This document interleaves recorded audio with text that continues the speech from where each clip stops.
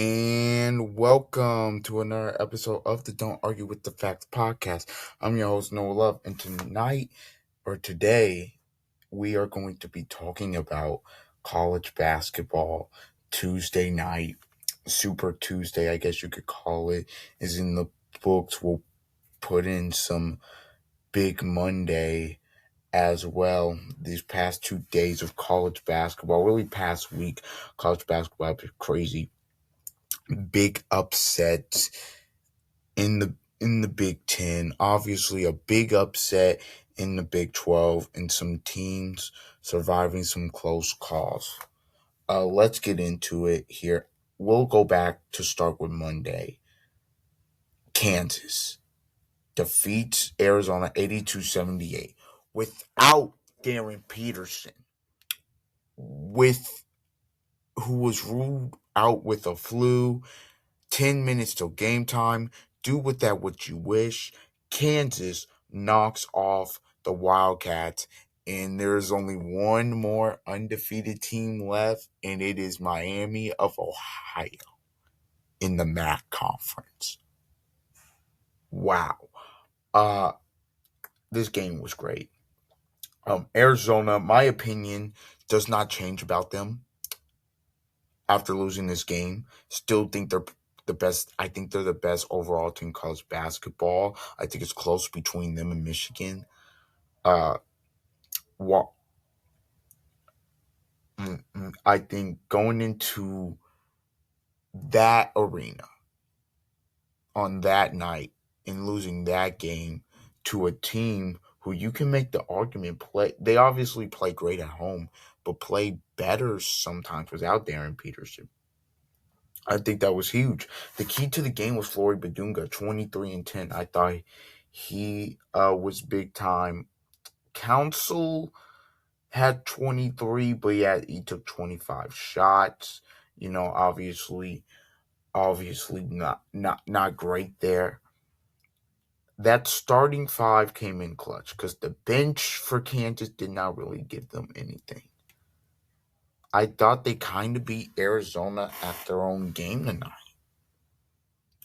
tonight on Monday night. I really did. Cole Pete did not have a good night. The star freshman, 6 points, 2 for 11 shooting. Not good. Not good. I thought Burries had a great night with 25. Arizona, obviously, this is the first of like the gauntlet, the schedule. But look, it's one game, right? Tommy Lloyd said to, I guess, one of the announcers, I don't think we're going undefeated. Because look, in that league where you've got BYU, Iowa State, Kansas, Houston, UCF, Oklahoma State, that's just such a tough league. It's very hard to go undefeated. Kansas, to me, this is a game where I feel like they can make some noise in March. Now, are they a title contender? If Darren Peterson's on the floor for an extended stretch, yeah, but I don't know if he's going to be on the floor for an extended stretch. I really don't know. As great of a scorer as he is, and as good as he is, I don't know. I don't know what's going on with him. But that should not be the story. The story should be, without him, Kansas doing a fantastic job in winning a basketball game against the number one team in the nation. They have so many pieces. I think winning that game needs to be celebrated. And now the Big 12 just got interesting. I'm looking at the Big 12. Arizona and Houston are now tied.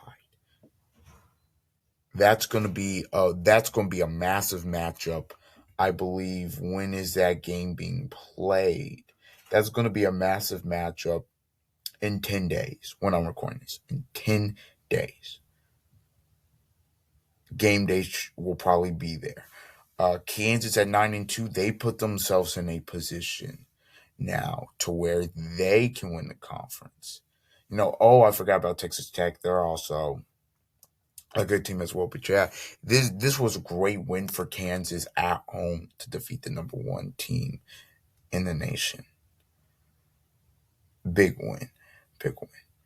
Big win there. Let's go to, if we want to stay Monday, we could talk about Indiana defeating Oregon. I mean, they did what they were supposed to do. Lamar Wilkerson, one of the most underrated scorers in the sport.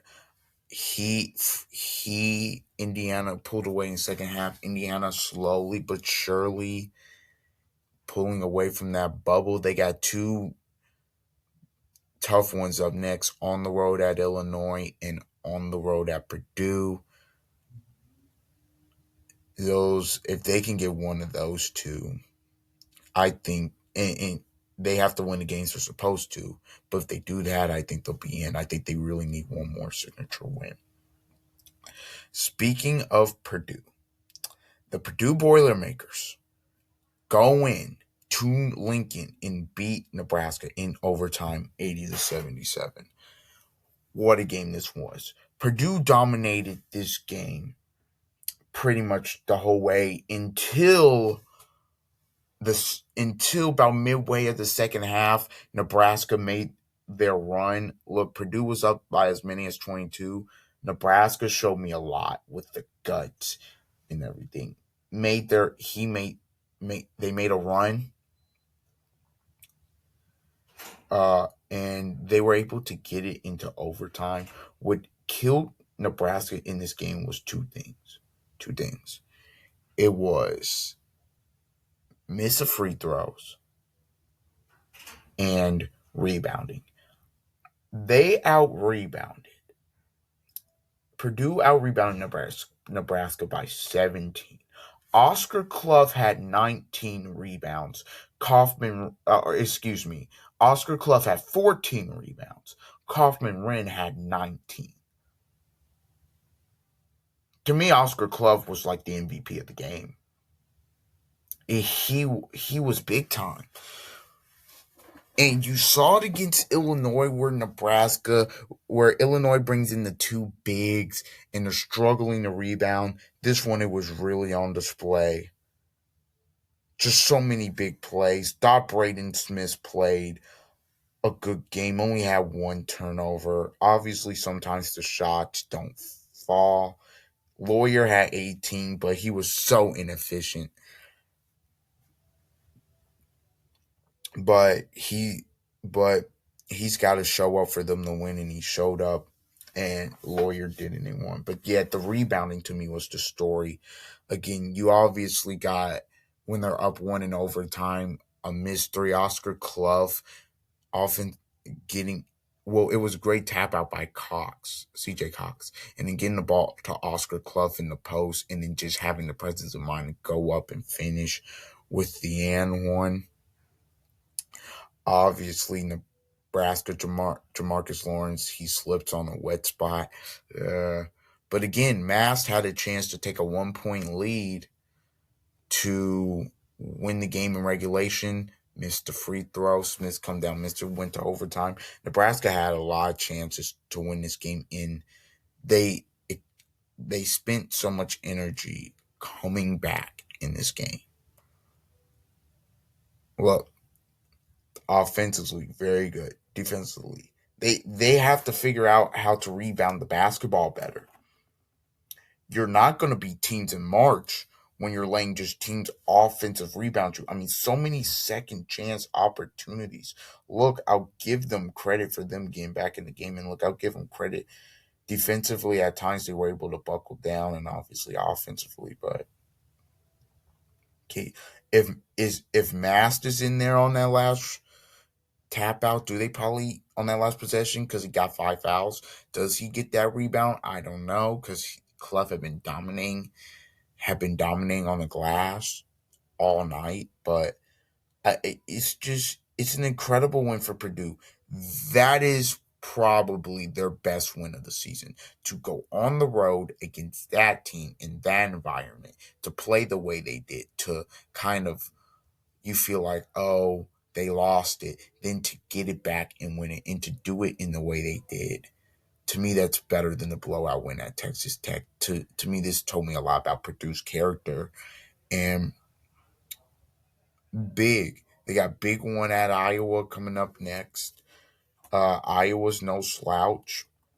Very good team, tournament team, I think. Bennett Sturz, most efficient point guard in America. I believe. Got to do it. Nebraska, they've got Northwestern coming up next, and they have Iowa as well. They have a couple games here to get right after this tough stretch. Just a tough loss for them, but what a win for Purdue.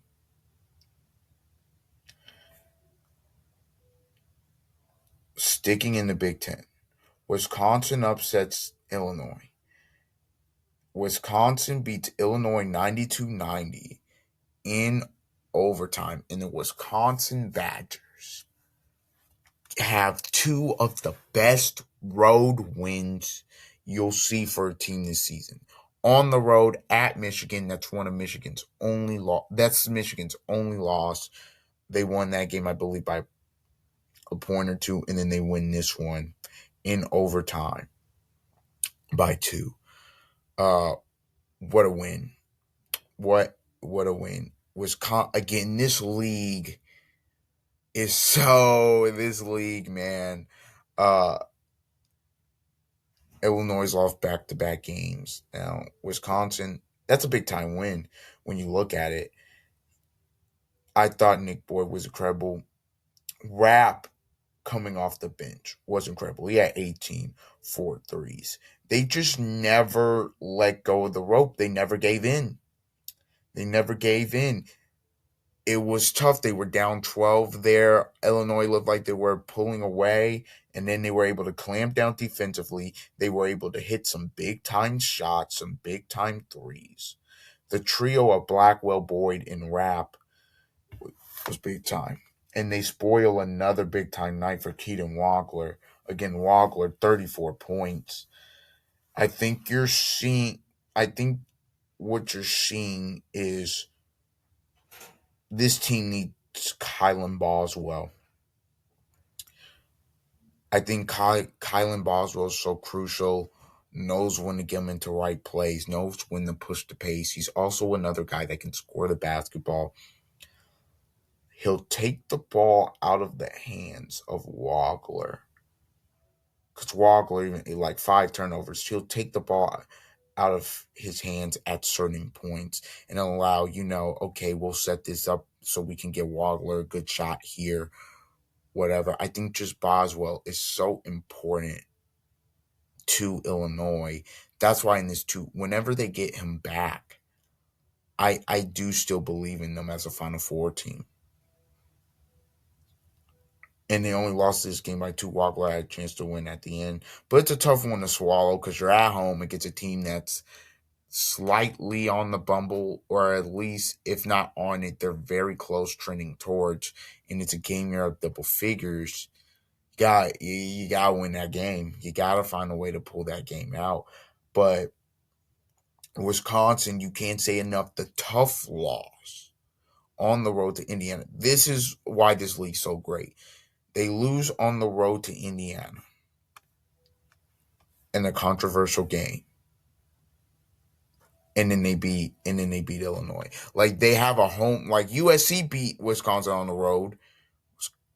Wisconsin beats Michigan. Like this, the top half of this league, man.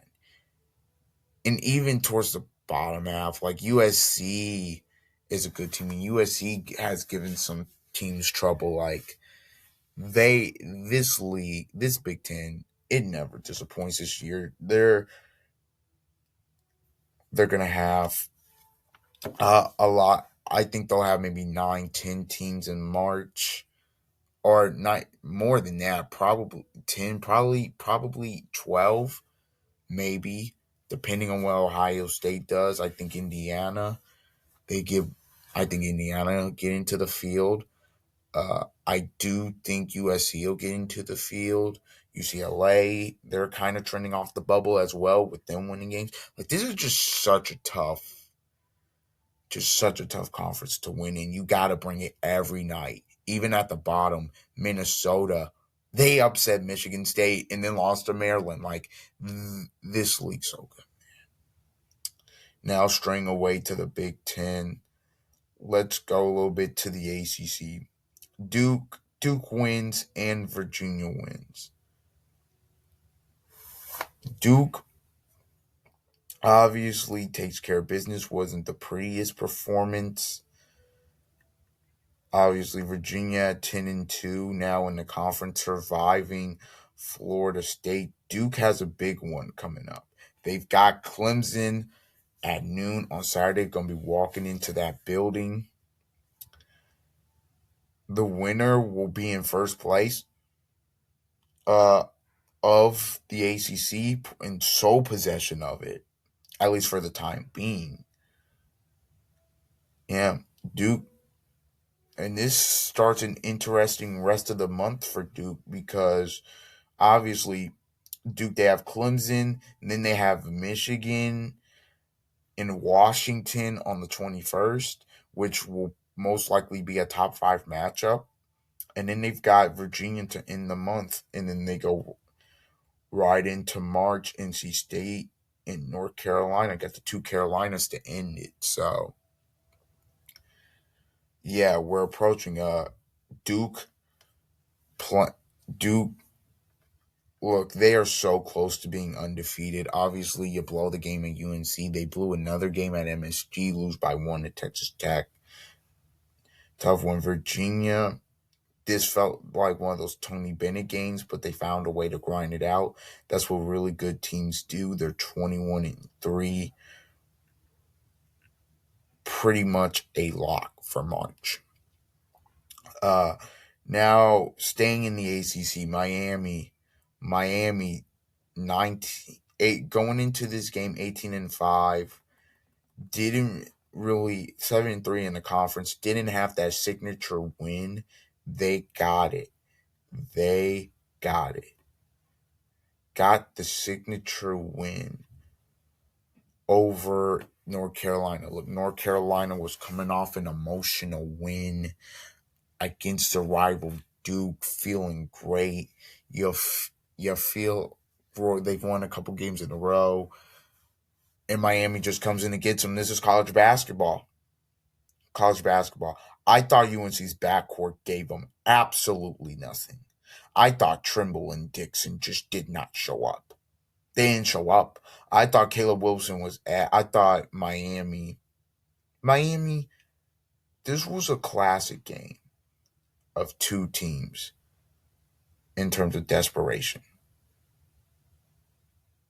Miami knew they needed this game for the tournament hopes. They didn't really have a signature win, and they were more desperate than Carolina. Carolina, obviously, I just say coming off the big win, going to be in the tournament, almost a lock. Man, these are just games. Can't lose. Donaldson was okay in the game. I thought Malik Renew 16-10. The Indiana transfer really good. I thought their bigs really outplayed North Carolina's bigs. I just thought Carolina got outplayed for a majority of the game. Miami was better. I don't think they ever trailed either. Just went wire to wire against a very good North Carolina team. And look, Miami's legit. Miami is a legit team. They get here.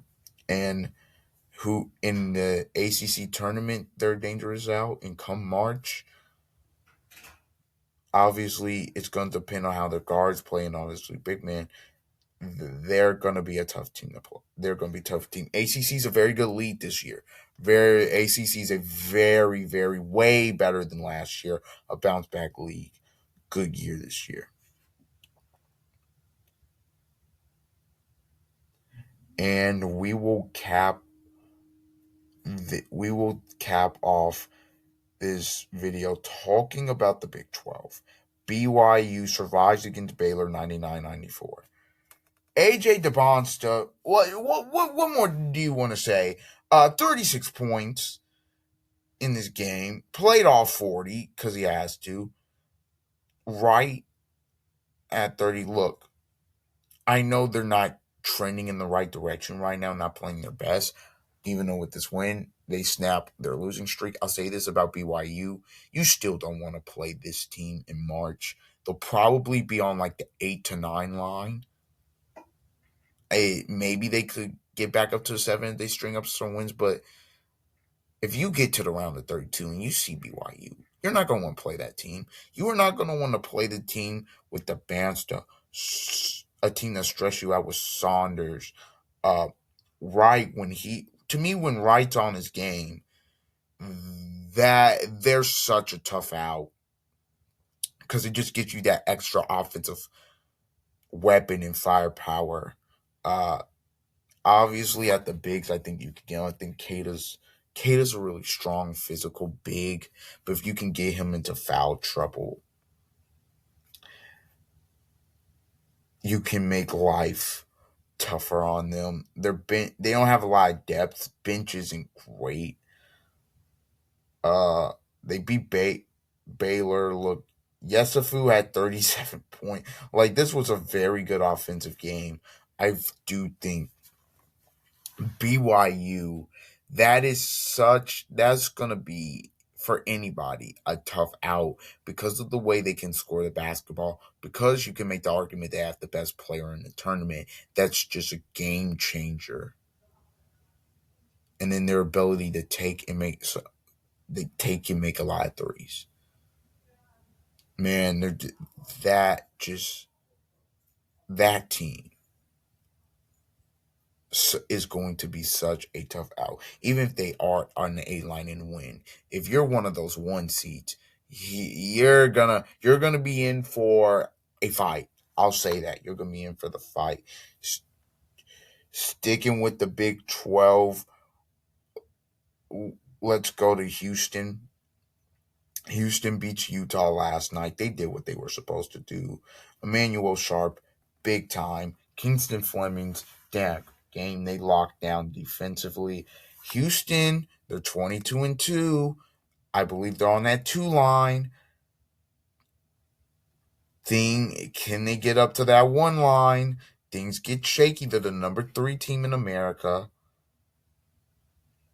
Look, they have a tough 3-game stretch at after the game on Saturday against Kansas State. They have to go on the road to Iowa State. They have number 1 Houston at home, and then you go on the road to Kansas on another big Monday.